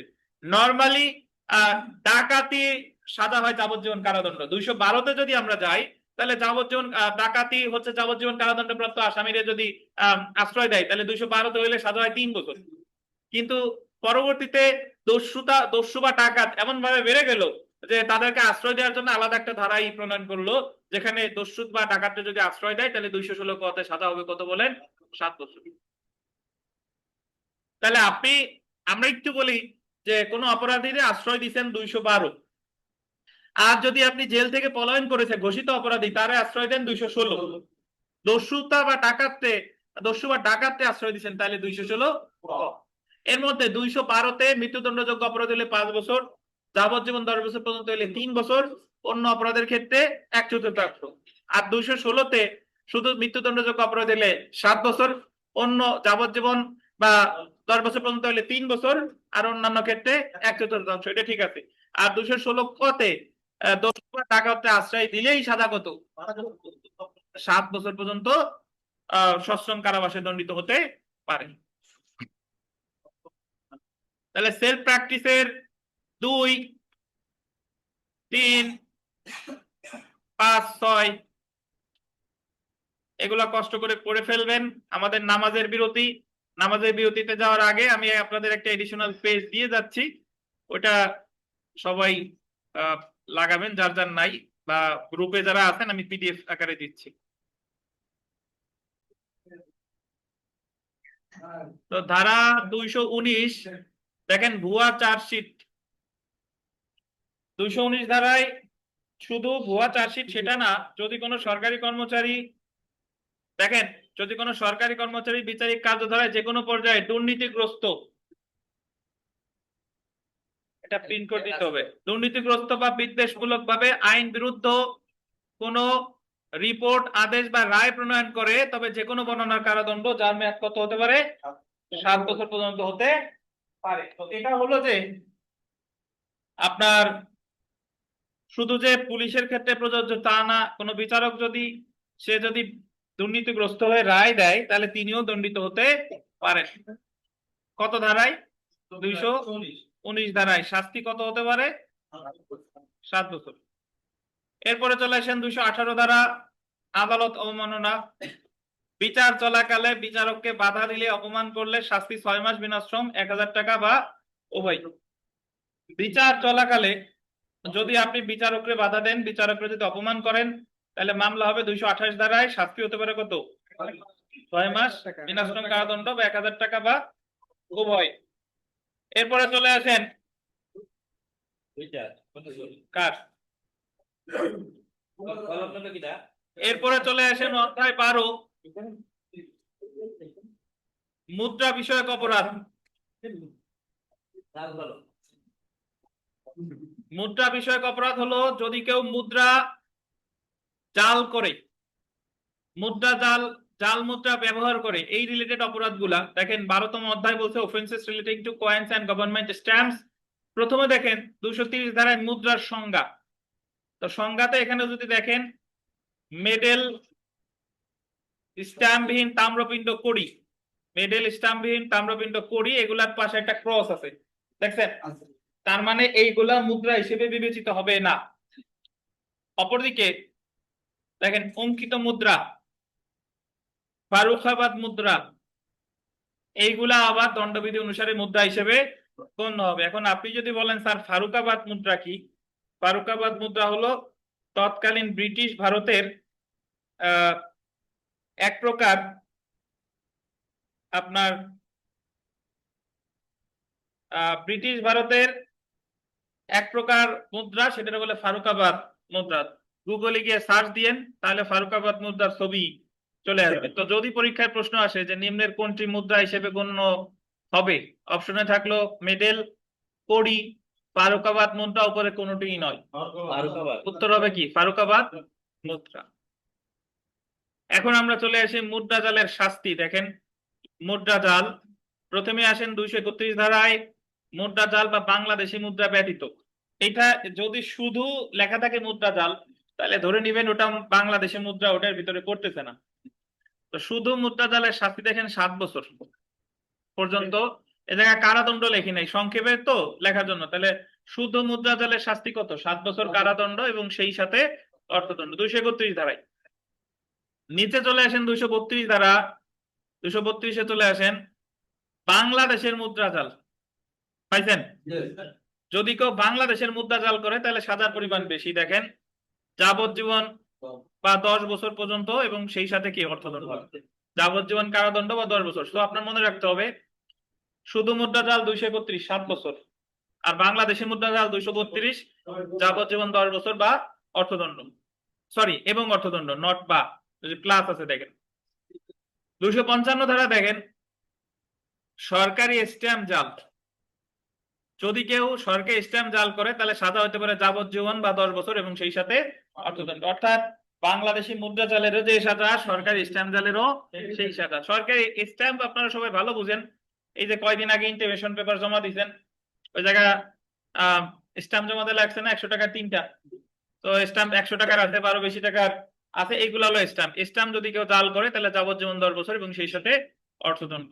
তো উপরেই দেখেন 260 ধারাটা, যে জাল জেনেও সরকারি স্ট্যাম্প ব্যবহার করা 7 বছর পর্যন্ত অর্থদণ্ড বা উভয়। আপনি জানেন, আপনি জাল করেন নাই, বাট আপনি জানেন এটা জাল, বাট তারপরেও আপনি এটা ব্যবহার করতেছেন, তাহলে সাজা হবে 7 বছর বা অর্থদণ্ড বা উভয়। সো এখানে আপনারা যারা দণ্ডবিধি প্রথম পড়তে যাবেন, আপনাদের হয়তো বা মনে হবে যে এটা অনেক জটিল, এই সাজাগুলো আমরা কিভাবে মনে রাখবো। সো আপনার বিচলিত হওয়ার কোনো কারণ নাই, আপনি মুখস্থ করতে যাবেন না, আপনি জাস্ট বারবার দেখবেন, বারবার দেখবেন, আর কোনো কাজ নাই। তো তাহলে আমরা একটা জিনিস যদি লক্ষ্য করি, শুধু মুদ্রা জাল আর স্ট্যাম্প জাল জেনে ব্যবহার করা, এই দুইটার শাস্তি এক। আর বাংলাদেশি মুদ্রা জাল আর সরকারি স্ট্যাম্প জাল, এই দুইটার শাস্তি এক। আমরা চলে আসি ত্রয়োদশ অধ্যায়। ত্রয়োদশ অধ্যায় মানে কত? 13তম অধ্যায়। 13তম অধ্যায়তে বলতেছে বাটখারা ও মাপকাঠি সংক্রান্ত অপরাধ, offences relating to weights and measures. বাটখারা এবং মাপকাঠি মানে আপনি যে জিনিস দিয়ে ওজন করেন, ওই জিনিস যদি আপনি ভেজাল দেন, ওজনে কম দিচ্ছেন। আমরা লোকালি যেটা বলি বাটখারা হচ্ছে পরিয়ার, 1 কেজি 2 কেজি 5 কেজি। এখন হয়তো বা এই জিনিস খুব বেশি দেখা যায় না, কারণ এখন সব জায়গায় ডিজিটাল স্কেল চলে আসছে, তো ডিজিটাল স্কেলেও দুর্নীতির সুযোগ আছে। তো দণ্ডবিধিতে 264 থেকে 267 ধারা এই পর্যন্ত আলোচনা করেছে। এই অধ্যায়ের সকল অপরাধের শাস্তি ধারা 264 থেকে 267 পর্যন্ত, যে কোনো বর্ণনার 1 বছর কারাদণ্ড, অর্থদণ্ড বা উভয়। তাহলে আমার কোন ধারায় কি আছে সেটা প্রয়োজন নাই। আপনি যদি মনে করেন যে ওজন এবং বাটখারা রিলেটেড যে কোনো অপরাধ, সাজা কত? 1 বছর পর্যন্ত কারাদণ্ড, অর্থদণ্ড বা উভয়। বুঝছেন? কি মাহবুব সাহেব এতক্ষণ টেরই পাই নাই কি পড়াচ্ছি? ঠিক আছে, আপনি হলো DDR3 র্যাম আর সেই 10 সালের ল্যাপটপ, মানে এই যে ক্লিক এক জায়গা করলে ঘুরে 1 মিনিট যাবত তারপরে ওই কাজ হয়। তাহলে আপনি যে খুঁজে পাইতেছেন না, আপনি জানাবেন না যে স্যার আমি তো পাই না। এই জায়গা তো লজ্জা শরমের কিছু নাই, বলবেন স্যার পাচ্ছি না, সরাসরি জিজ্ঞাসা করবেন স্যার পাচ্ছি না, এই জায়গায় লজ্জার কিছু নাই মাহবুব সাহেব। চতুর্দশ অধ্যায় দেখেন,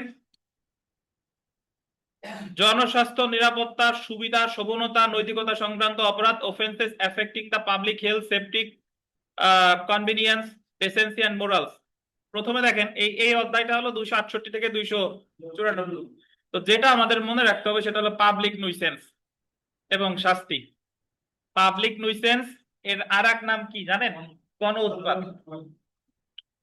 পাবলিক নুইসেন্স আসলে কাকে বলে?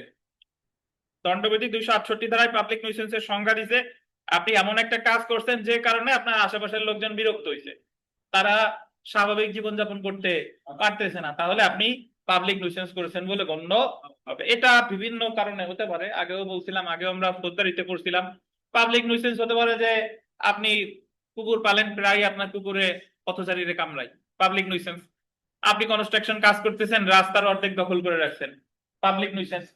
আপনি সরকারের জায়গা দখল করছেন, দোকান দিচ্ছেন, এটা এক ধরনের কি? Public nuisance. তারপরে প্রতিদিন বেসুরা গলায় গান গান, আশেপাশের লোকজন আপনার গানের জন্য ঘুমাইতে পারে না, এটা এক ধরনের পাবলিক নুইসেন্স। গভীর রাতে রেগুলার ফোন করেন, এটাও এক ধরনের কি? Public nuisance. সো এগুলা হচ্ছে যে দেখেন, যদি কোনো ব্যক্তি এমন কোনো কাজ করে যা তার চারপাশে বসবাস করে জনসাধারণের ক্ষতি, বিপদ বা বিরক্তি সৃষ্টি করে, তবে তাকে গণ উপদ্রব বা পাবলিক নিউসেন্স বলে। এখন দেখেন, দণ্ডবিধি 268 ধারায় পাবলিক নিউসেন্সের সংজ্ঞা প্রদান করা হলেও শাস্তি দেওয়া হয়েছে 290 ধারায়। মানে দণ্ডবিধিতে সাধারণত সংজ্ঞা যে জায়গায় তার আশেপাশেই শাস্তি দেয়, কিন্তু এই দুইজনের দূরত্ব খুব বেশি, অনেকটা পূর্ব পাকিস্তান পশ্চিম পাকিস্তানের মতো, যে পূর্ব পাকিস্তান এক জায়গায়, মাঝখানে আবার ভারত, তারপরে গেছে পশ্চিম পাকিস্তান, অদ্ভুত দেশ ছিল আমাদের। তো সেরকম আর কি, সংজ্ঞা দিছে 268-তে, শাস্তি বলছে কততে? 290। তো সাজা খুব বেশি না। দেখেন 290 ধারায় পাবলিক নুইসেন্সের শাস্তি হলো শুধুমাত্র অর্থদণ্ড, যার পরিমাণ কত? 200 টাকা পর্যন্ত হতে পারে। এছাড়া ফৌজদারি কার্যবিধির 133 ধারায় তাৎক্ষণিক সংক্ষিপ্ত পদ্ধতিতে পাবলিক নুইসেন্স প্রতিকার দেওয়ার বিধান আছে। ফৌজদারি কার্যবিধির 133 ধারায় পাবলিক নুইসেন্স প্রতিরোধে নির্বাহী ম্যাজিস্ট্রেট বা জেলা ম্যাজিস্ট্রেট যে কোনো পদক্ষেপ নিতে পারেন। বুঝছেন? তাহলে পাবলিক নুইসেন্স যারা কোর্ট কাছারিতে যান, দেখবেন যে ওই যে বিষয়টা হচ্ছে এরকম যে অনেক সময় আবাসিক হোটেলে রেড দিয়ে যাদেরকে উদ্ধার করা হয়, ওদের বিরুদ্ধে মামলা হয় 290 ধারায়, পরবর্তীতে তাদের শুধু 200 টাকা জরিমানা করেই ছেড়ে দেওয়া হয়। জরিমানা মাত্র 200 টাকা, কিন্তু মান সম্মান তো মোটামুটি সব শেষ। আচ্ছা, তো তারপরে আসেন তাহলে পাবলিক নুইসেন্সের আমাদের সংজ্ঞা কততে? 268। আর শাস্তি কত?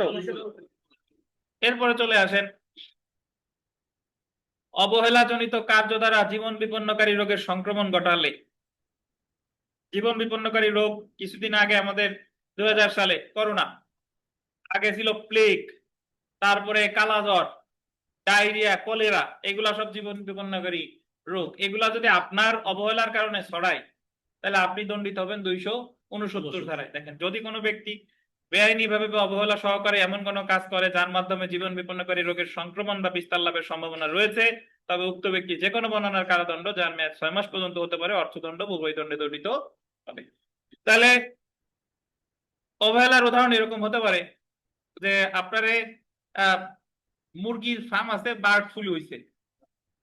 এখন আপনি সরকার নির্দেশ দিছে যে সকল মুরগির ফার্মের যে মুরগিগুলো আছে সেগুলো টেস্ট করার নির্দেশ দিয়েছে বার্ড ফ্লু আছে কি নাই, আপনি না করেই টেস্ট না করেই বিক্রি করতেছেন, তো এটা হতে পারে আপনার অবহেলা।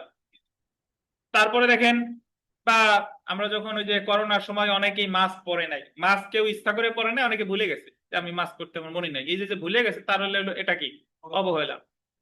তো তারপরে দেখেন, বিদ্বেষপূর্ণ কার্য দ্বারা জীবন বিপন্নকারী রোগের সংক্রমণ, এটা হলো 270। আগেটা ছিল অবহেলা, আর এটা হলো বিদ্বেষ। বিদ্বেষ মানে হলো যে ওই করোনার সময় এক লোকের বক্তব্য ভাইরাল হয়েছিল, সে বলছিল যে আমি, আমার বাপ, আমার শ্বশুর শাশুড়ি কেউ জীবনে মাস্ক পরে নাই, আমিও পরবো না, তাতে যা হওয়ার হোক। এটা হলো বিদ্বেষ। বিদ্বেষপূর্ণ কাজের মাধ্যমে যদি কোনো ব্যক্তি বিদ্বেষপূর্ণ কাজের মাধ্যমে কোনো জীবন বিপন্নকারী রোগের সংক্রমণ ঘটায় বা বিস্তার লাভ করে, তবে উক্ত ব্যক্তি যে কোনো বর্ণনা কারাদণ্ড, যার মেয়াদ কত 2 বছর পর্যন্ত হতে পারে, অর্থদণ্ড, ভূপায়িত দণ্ডে দণ্ডিত হবে। একবার জুডিশিয়াল সার্ভিস পরীক্ষায় প্রশ্ন আসছিল যে এক লোক আহ জানা সত্ত্বেও ইচ্ছা করে বার্ড ফ্লু আছে এরকম মুরগি বিক্রি করতেছে, তো তার শাস্তি কি হবে বলেন? এই 270 ধারায়, 270 ধারায় শাস্তি 2 বছর, অর্থদণ্ড বা উভয়। এরপরে চলে আসেন কোয়ারেন্টাইন। কোয়ারেন্টাইন রুল ভঙ্গ করা, ধারা 271। তা আমরা অধিকাংশ লোকজন কোয়ারেন্টাইন শব্দটার সাথে পরিচিত হয়েছি করোনার সময়, আচ্ছা, বাট আমাদের দণ্ডবিধি 1860 সালের আইন, 1860 সালেই থেকেই কোয়ারেন্টাইন শব্দটা দণ্ডবিধিতে আছে। এই যে দেখেন 271 ধারায় বলতেছে যে সংক্রমণ ব্যাধি বিস্তার রোধে সরকার কর্তৃক কোয়ারেন্টাইন রুল ভঙ্গ করলে যে কোনো বর্ণনার কারাদণ্ড, যা কত 6 মাস পর্যন্ত হতে পারে, অর্থদণ্ড বা উভয়। তো তাহলে কোয়ারেন্টাইন রুল, কোয়ারেন্টাইন মানে হলো কারোর একটা নির্দিষ্ট সময় পর্যন্ত এক জায়গায় থাকতে বলছে, যাতে আপনার কাছ থেকে এই রোগটা না ছড়ায়, বাট আপনি ঠিকই ওইটা মানেন নাই, কোয়ারেন্টাইন রুল ভঙ্গ করে যেখানে সেখানে গমন করা শুরু করছেন, তো আপনার সাজা হতে পারে 271 ধারায় কতদিন, 6 মাস। এরপরে আমরা চলে আসি, দণ্ডবিধিতে 3টা অপরাধ আছে, একই ধরনের 3টা অপরাধ, এই 3টা জানতে হবে। রাজপথে বেপরোয়াভাবে গাড়ি চালানো বা অশ্বারোহণ। এখন অশ্বারোহণ তো খুব বেশি নাই, বাট একটা পর্যায়ে তো ঘোড়ার গাড়ি ছিল, এই কারণে গাড়ি চালানো আছে, অশ্বারোহণও আছে। তো দেখেন, যদি কোনো ব্যক্তি কোনো জনপথে এমন বেপরোয়াভাবে বা তাচ্ছিল্যের সাথে কোনো গাড়ি বা যান চালায়, অশ্বারোহণ করে, যাতে মানুষের জীবন বিপন্ন হতে পারে বা অন্য কোনো ব্যক্তিকে আহত বা জখম করার সম্ভাবনা থাকে, তবে উক্ত ব্যক্তি যে কোনো বর্ণনার কারাদণ্ড, যার মেয়াদ 3 বছর পর্যন্ত হতে পারে, অর্থদণ্ড, যার পরিমাণ কত 5,000 টাকা এবং অনধিক 1,000 টাকা পর্যন্ত হতে পারে, ভূপায়িত দণ্ডে দণ্ডিত হবে। ধারা কত 279। তো 279 ধারার বক্তব্য হলো যে শুধু আপনি বেপরোয়াভাবে গাড়ি চালাইছেন বা ঘোড়ার গাড়ি চালাইছেন, কেউ মারা যায় নাই বা যেতে পারতো, কেউ আহত হয় নাই বা হতে পারতো, শুধু গাড়ি চালাইছেন বেপরোয়াভাবে। দেখেন না, বাইক মোটরসাইকেল চালায়, এমন বেপরোয়াভাবে চালায়, আবার সাপের মতো টেন্সও দেয়, মানে কেউ পড়ুক আর না পড়ুক, ও যে কাজটা করছে ও দণ্ডবিধির কত ধারায় শাস্তিযোগ্য, 279। তাহলে এটার জরিমানা, এটার 3 বছর কারাদণ্ড বা অর্থদণ্ড, আর জরিমানা কত, সর্বোচ্চ 5,000, সর্বনিম্ন কত 1,000। এছাড়া দেখেন, রাজপথে বেপরোয়াভাবে গাড়ি চালিয়ে বা অশ্বারোহণ করে, আন্ডারলাইন করেন, কোন ব্যক্তির মৃত্যু ঘটাইলে, আগেরটা কাউরে আহত নিহত করেন নাই, কিন্তু এই জায়গা এটাই কি হয়েছে, কেউ মারা গেছে, আপনার অ্যাক্সিডেন্ট করে মারা গেছে, সেই ক্ষেত্রে শাস্তি যে কোনো বর্ণনা কারাদণ্ড, যা 3 বছর পর্যন্ত হতে পারে, বা অর্থদণ্ড বা উভয়। এটা হলো 304 খ। দেখেন 304 খ। এখন তাহলে একটা জিনিস দেখেন, যে বেপরোয়াভাবে চালাইছে, কেউ আহত নিহত হয় নাই, তাতেও 3 বছর, আর বেপরোয়াভাবে চালাইয়া কেউ মারা গেছে, তাতেও কত 3 বছর। তবে দুইটার ভিতরে পার্থক্য আছে ভাই, আগেরটায় অর্থদণ্ড 5,000, সর্বোচ্চ 5,000, আর এই জায়গায় অর্থদণ্ডের কোনো সীমা নাই, বুঝছেন? এটা আছে কততে, 304 খ। তারপরে দেখেন, তো তার আগে একটা কথা বলে রাখি, এই ধারাগুলো, আপনি একজনকে গাড়ি চালায় মেরে ফেলছেন, আপনার ড্রাইভিং লাইসেন্স টাইসেন্স কিছু নাই, তাহলে কিন্তু আপনার বিরুদ্ধে 302 এর মামলাই হবে, 304 খ কিন্তু আপনার বিরুদ্ধে যাবে না। 304 খ হলো সেই ক্ষেত্রে, যে ক্ষেত্রে যার ড্রাইভিং লাইসেন্স আছে সেই নিয়ম অনুসারেই চালাচ্ছিল, বাট তারপরেও দুর্ঘটনা ঘটছে তার ক্ষেত্রে। তারপরে দেখেন, রাজপথে বেপরোয়াভাবে গাড়ি চালিয়ে কোনো ব্যক্তিকে গুরুতর আঘাত করলে, এটা বললেন গুরুতর আঘাত, আগেরটাই একটাই ছিল কাউরে আঘাত আহত নিহত করেন নাই, পরেরটাই ছিল মৃত্যু ঘটাইছে, আর এটা হলো গুরুতর আঘাত। গুরুতর আঘাত করলে যে কোনো বর্ণনার কারাদণ্ড যা গোল দিবেন 2 বছর পর্যন্ত হতে পারে, অর্থদণ্ড বা উভয়। ধারা 338 ক। তো এখানে গুরুতর আঘাত করলে সাজা 2 বছর, কিন্তু এটার আবার কথা আছে, এ জায়গায় অর্থদণ্ডের কোনো সীমা নাই। তাহলে অর্থদণ্ড কত হইতে পারে? 63 দ্বারাই বলছে যে অত্যাধিক হবে না, তবে আদালত নির্ধারণ করবে। 338 ক। তাহলে বেপরোয়া ভাবে গাড়ি চালানো সংক্রান্ত 3টা ধারা আমাদের দণ্ডবিধিতে আছে। বেপরোয়া ভাবে গাড়ি চালাইছেন, কেউ আহত নিহত হয় নাই, 279। বেপরোয়া ভাবে গাড়ি চালিয়ে কারো নিহত করতেন, 304 খ। বেপরোয়া ভাবে গাড়ি চালিয়ে কারো গুরুতর আহত করতেন, 338 ক। তো এর মধ্যে প্রথম 2টার শাস্তি 3 বছর, আর কাউরে আহত নিহত করেন নাই, সর্বোচ্চ 5,000 অর্থদণ্ড বা 1,000। আর নিহত করছেন, অর্থদণ্ডের কোনো নির্দিষ্ট পরিমাণ নাই। গুরুতর আহত করছেন 2 বছর, আর অর্থদণ্ডেরও কোনো পরিমাণ নাই বা উভয়। বুঝতে পারছেন? এখন আমরা চলে আসি বেপরোয়া ভাবে নৌযান চালানো, নৌযান 280 ধারা। আমরা নদীমাতৃক বাংলাদেশ এখন পর্যন্ত আছি, এবং একটা সময় পর্যন্ত আমাদের দেশের চলাচলের যোগাযোগের একমাত্র মাধ্যম ছিল কি? নদীপথ। বলেন তো পৃথিবীর কোন দেশে নদী নাই? একটা দেশের নাম বলেন তো নদী নাই, জানেন?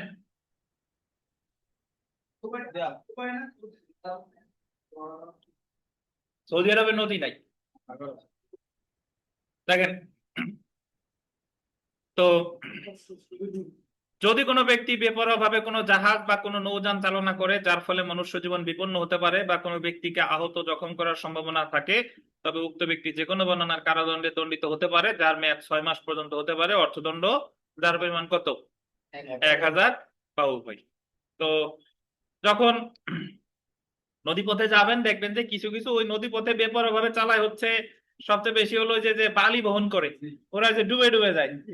ওদের ওই এমনিতে রাস্তাঘাটে যেরকম ওই মোটর সাইকেল বাদামে কয়েকজন চালায়, ওরা যেরকম সমস্যা করে, আর নদী পথে করে হচ্ছে ওটার নাম কি? পালখে, জি। তো 6 মাস বা 1,000 টাকা বা উভয়। তারপরে চলে আসেন অশ্লীল পুস্তক ইত্যাদির বিক্রয়, ধারা 292। যদি কোনো ব্যক্তি কোনো অশ্লীল পুস্তক বা বস্তু ভাড়া দেয়, প্রস্তুত করে, বিক্রি করে, উৎপাদন করে, নিজের দখলে রাখে, কোনো অশ্লীল বস্তু আমদানি রপ্তানি বা পরিবহন করে, অশ্লীল বস্তুর ব্যবসা করে, অশ্লীল বিজ্ঞাপন প্রদান করে, অথবা উক্ত কাজ করার উদ্যোগ গ্রহণ করে, তবে সেই ব্যক্তি যে কোনো বর্ণনা কারাদণ্ড যার মেয়াদ কত? 3 মাস পর্যন্ত হতে পারে, অর্থদণ্ড উভয় দণ্ডে দণ্ডিত হবে। সো এখানে মূল যে বিষয়টা, আপনি অশ্লীল কোনো জিনিস বিক্রি করেন, রাখেন, বিজ্ঞাপন দেন, কিছু হইলেই 292। সাজা কত? 3 মাস, অর্থদণ্ড বা উভয়। এই ধারাটার প্রয়োগ খুব বেশি হতো একটা সময়ে, যখন আমাদের দেশে ওই যে audio CD, video cassette player এইগুলোর প্রচলন ছিল। তো তখন 292 ধারায় কিছুদিন পর পরই পুলিশ গিয়ে অনেক কিছু আটক করে নিয়ে আসতো। আর এখন আপনি যদি কোনো অশ্লীল পুস্তক রাখেন টাকেন, কোনো বস্তু রাখেন, তাহলেও 292 ধারায় মামলা হতে পারে। তারপরে আমরা চলে আসি লটারি অফিস পরিচালনা করা, ধারা 294 ক। যদি কোনো ব্যক্তি রাষ্ট্রীয় লটারি বা সরকার কর্তৃক অনুমোদিত নয় এমন ধরনের কোনো লটারি অনুষ্ঠান করার উদ্দেশ্যে কোনো অফিস বা স্থান সংরক্ষণ করলে, উক্ত ব্যক্তি যে কোনো বর্ণনার 6 মাস কারাদণ্ড, অর্থদণ্ড বা উভয় দণ্ডে দণ্ডিত পাবে। এটা হলো, ধরেন আমরা খানলা একাডেমি থেকে লটারি বের করছি, গোপালগঞ্জ জজকোর্টে যত শিক্ষানবিশ আইনজীবী আছেন অনলাইনও বিক্রি করা শুরু করছি যে অত তারিখে ডরো। সো আমাদের বিরুদ্ধে মামলা হবে 294 কতে, যদি আমরা সরকার কর্তৃক কোনো অনুমোদন আমাদের না থাকে। আর লটারির এখন খুব বেশি প্রচলন নাই, আগে 40 লাখ 50 লাখ এগুলার লটারি ওই মাইকিং করে করে বিক্রি করতো। তারপরে দেখেন পঞ্চদশ অধ্যায় ধর্ম অবমাননা। শুধু প্রশ্ন আসতে পারে যে দণ্ডবিধির কততম অধ্যায় ধর্ম অবমাননা সম্পর্কে আলোচনা করছে? কত অধ্যায়? পঞ্চদশ মানে কত? 15। অফেন্সেস রিলেটিং টু রিলিজিয়ান, ধারা 295 থেকে 298। তো প্রথমে আমরা চলে আসি, দেখেন ধারা 295, উপাসনালয়ের ক্ষতি বা অপবিত্র করা। উপাসনালয় এটা মসজিদ, মন্দির, গির্জা, যে কোনো কিছু হতে পারে। সো যে কোনো বর্ণনা 2 বছর, অর্থদণ্ড বা উভয়। এরপরে দেখেন ধারা 295 ক, উপাসনালয়ের কঠোর আঘাত বা বিদ্বেষপূর্ণ কাজ দ্বারা, কথা লেখা দ্বারা ধর্ম অবমাননা করা। অনেক ক্ষেত্রে এরকম দেখা যায় যে ফেসবুকে আজে বাজে কথা লিখছে হিন্দু ধর্ম মুসলিম ধর্ম নিয়ে বা অনেক ধর্ম নিয়ে আজে বাজে কথা লিখছে, তাহলে তাদের বিরুদ্ধে মামলা হবে 295 কতে, সাজা কত 2 বছর পর্যন্ত অর্থদণ্ড বা উভয়। আর ধর্ম নিয়ে যদি কেউ গালি দেয় যে কোনো বর্ণনার কত 1 বছর 298। সো আপনি এই জায়গায় যে জিনিসটা মনে রাখবেন, ধর্ম সংক্রান্ত অপরাধ কত কোথায় আছে, পঞ্চদশ অধ্যায়। তো এই ছিল আজকে আমাদের পড়া। আগামীকাল আপনারা চলে আসবেন, 4:30টায় পড়া আছে, এবং আগামীকাল আপনাদের দণ্ডবিধির 40 মার্কের ক্লাস টেস্ট। আমি ধারা বলে দিই, ধারা হচ্ছে ওই জেনারেল এক্সেপশন থেকে শুরু করে আজকে পর্যন্ত। জেনারেল এক্সেপশন মানে কত, 76 থেকে এই যে আজকে পর্যন্ত যা পড়ছি এটার মধ্যে 40 মার্কের পরীক্ষা আগামীকাল। তো অনলাইনে যারা আছেন ভালো থাকবেন। অনলাইনে যে সকল ভাই বোনেরা আপনাদের কাছে বকেয়া আছে দ্রুত পরিশোধ করেন, আমার যেন পার্সোনালি নক করা না লাগে। আপনারা কথা দিচ্ছেন, সময় দিছি, এই সময়ের মধ্যে পরিশোধ করেন। অফলাইনে যারা আছেন দ্রুত পরিশোধ করেন। ধন্যবাদ, আল্লাহ হাফেজ।